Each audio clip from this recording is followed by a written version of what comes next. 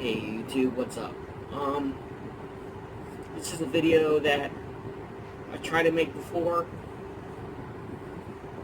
the past couple days, and I couldn't make it through filming this video.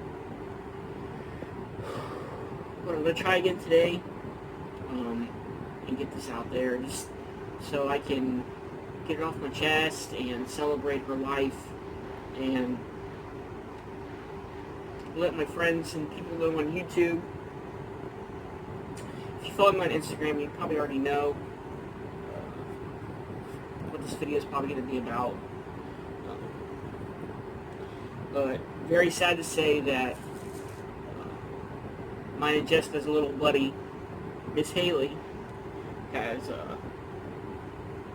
passed on.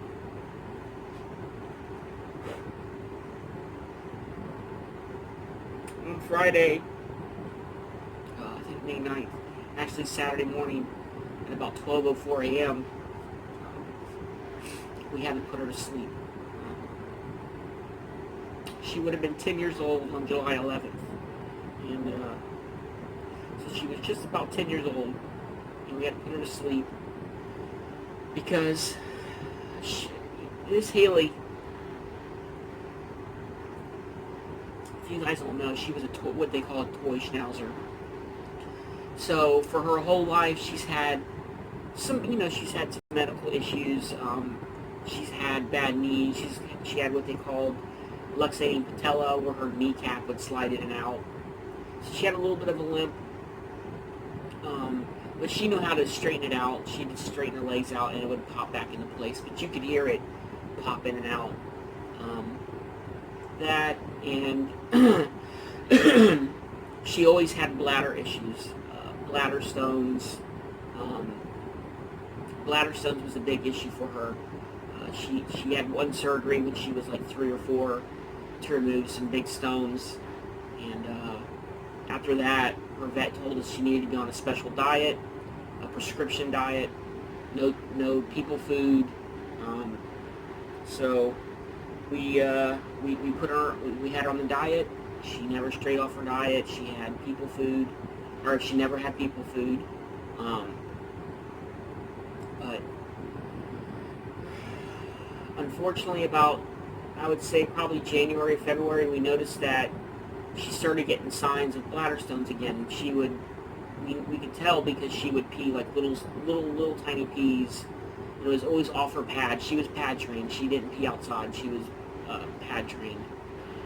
So we knew something may have been wrong. So Jessica took her into the vet, and they ran a urine sample, and they found no crystals in her blood, in her urine, which crystals lead to stones. So they found they claimed they found no crystals. So they thought it was a urinary tract infection. So they put her on antibiotics, and it seemed to clear it up. She was back to normal. Then again, about 3 weeks ago, maybe a month ago, she started doing it again, peeing little tiny pees off the pad. So we took her in again. They did another sample, no bladder stones, no crystals. The vet checked her. She claimed she checked her. She said she felt her belly, and she felt no stones. And so my wife said, should we get an x-ray of her abdomen? And the vet said, no, I really don't believe you need it, because I think it's just probably another urinary tract infection. So they put her on antibiotics again, and it seemed to clear it up. And so we thought, okay, well, she's on her diet. She doesn't stray off her diet. The vet told us that she didn't feel any stones, so we took her word for it. Friday, this past Friday, I had to close at work, so I had to be at work at 11:30, and me and Miss Hailey were downstairs watching TV, and she was completely normal, happy, liked to take naps, so she was taking a nap in my lap, and I went to work, seemed fine. Jessica got home about 4, and put her on the pad to go to the bathroom, and by this time it had been almost 12 hours, so she should have had a good size pee Miss Hailey squatted down, nothing came out, so that concerned my wife. There wasn't even a droplet of pee or urine. So she went downstairs, and Miss Hailey kept running to her pad, squat and pee, but nothing, not even a drop would come out, and started panting like she was having a panic. Hailey was having a panic attack and she couldn't go. So my wife rushed her to the pet emergency room or pet hospital, and they did an X-ray of her bladder. And come to find out, she had a few really big stones, according to the vet on call, and she had a piece of stone lodged in her urethra. He said it was about halfway through her urethra, and they asked my wife what she wanted to do. The options were to try to flush it out, flush it backwards back into her bladder. So they did that. They did that twice, and it didn't budge. So with her being a tiny dog, a toy-sized dog, all her parts are extremely tiny. He said on a normal-sized dog, he could put a catheter in and probably push it backwards, and then they would have gone in and done surgery in her bladder and removed all the stones, even the one that came dislodged.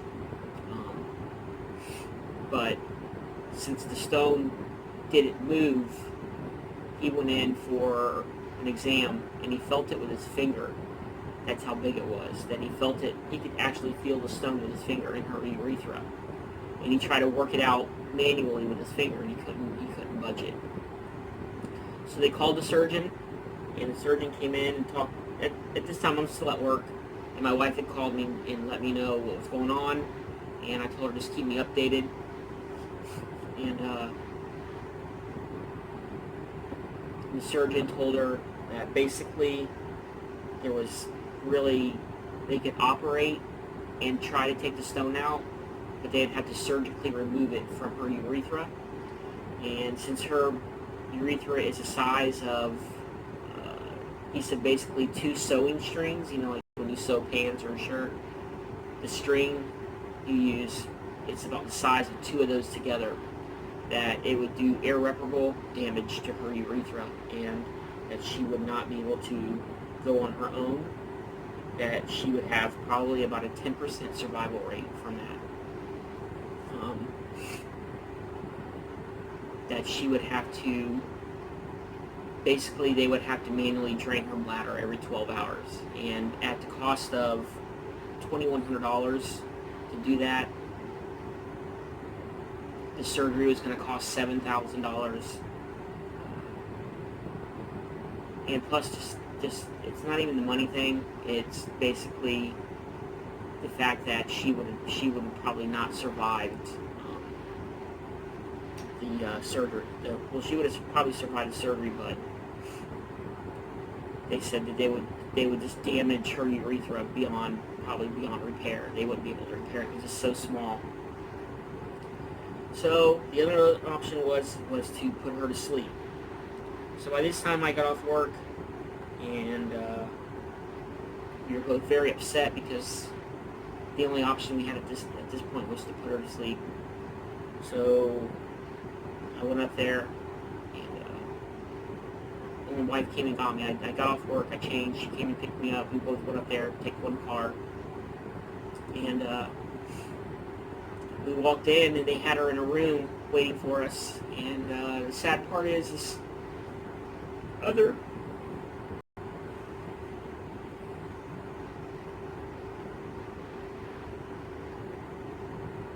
than the blockage, she was completely normal.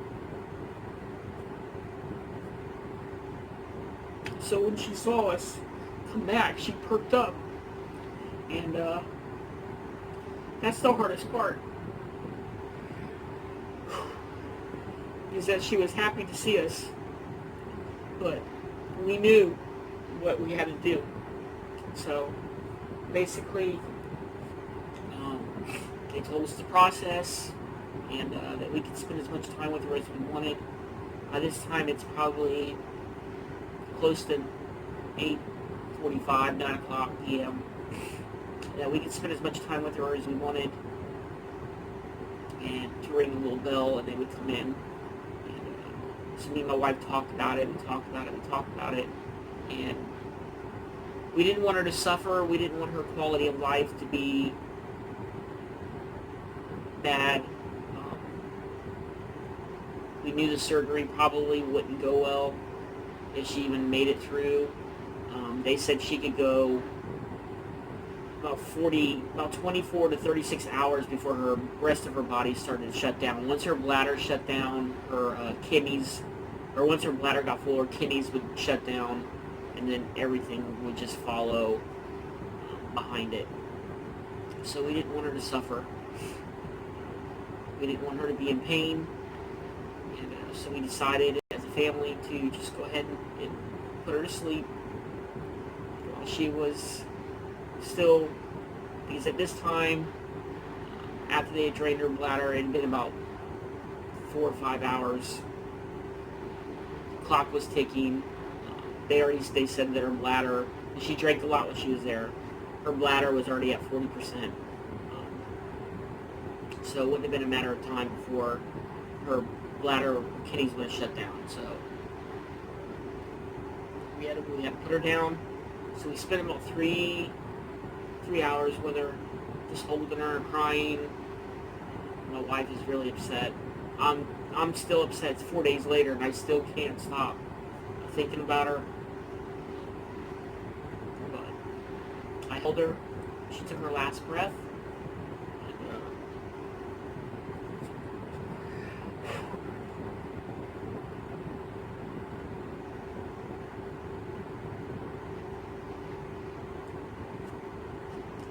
We got her cremated, and we have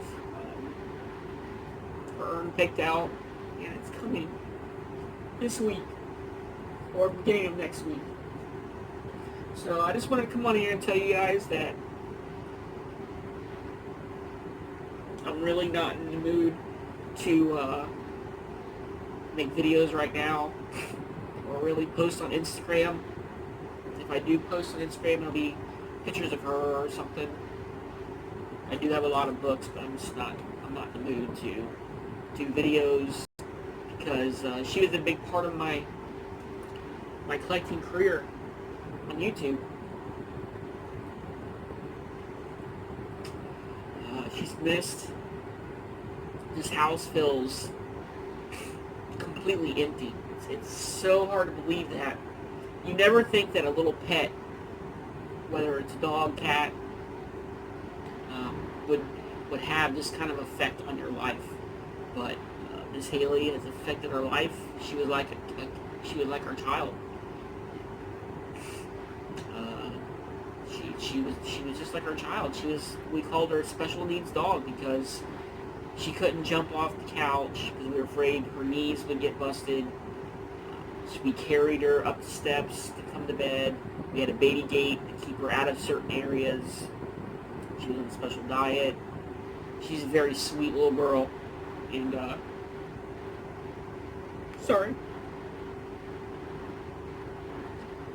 huge hole in our family right now.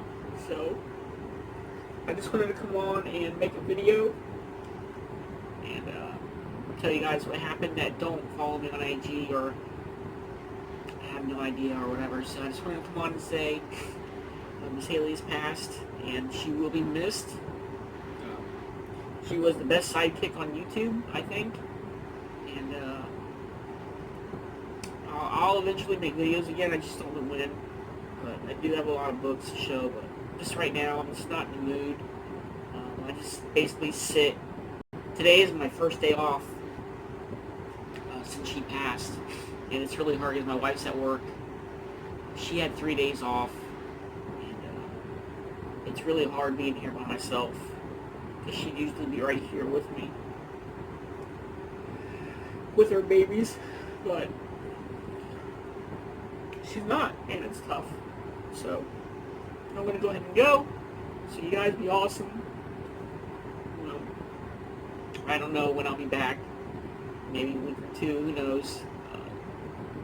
Each day gets a little better, so the first couple days we did nothing but cry. I mean, straight. So, anyways, guys, Junkie, it's an update. Bye, Miss Hailey. We love you.